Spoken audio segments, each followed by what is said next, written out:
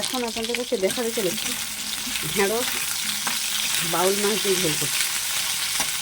কাল কর্তামশাই বাড়িতে ছিল বলে এমনি মাছের বাউল মাছ নারকেল করেছিলাম। আজকে আমার দিদি এসছে, দিদি একটু সবজি টবজি খেতে ভালোবাসে আমার মতোই, তো ওই জন্য বর্তমানে আমি ঢেঁড়স বাউল মাছের ঝোল করবো। দিদি আর বাবাই গেছে ডাক্তারের কাছে, হসপিটাল এখনও আসেনি, তো তার মধ্যে আমার রান্না প্রায় শেষ হয়ে এসছে। আমি এবার দেখাচ্ছি কীরকম করছি। মাছগুলোকে আগে ভালো করে ভেজে দিই। ঢেঁড়সটাও প্রায় ভাজা হয়ে গেল, এবার আমি তুলে নেব।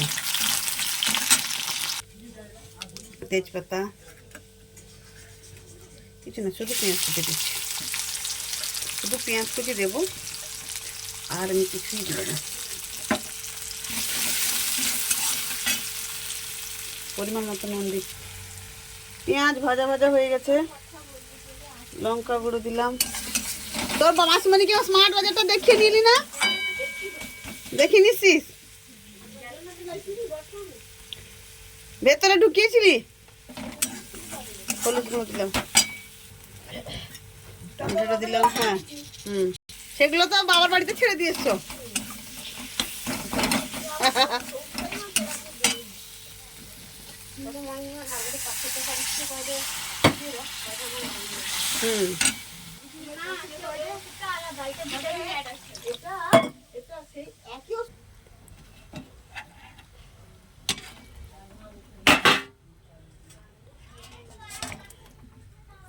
ভাজা ঢেঁড়স ভাজা মাছ দিয়ে দিলাম,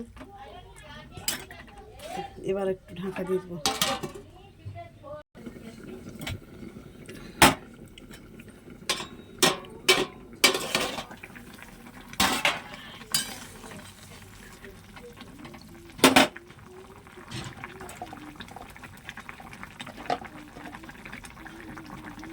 জিরে গুঁড়ো,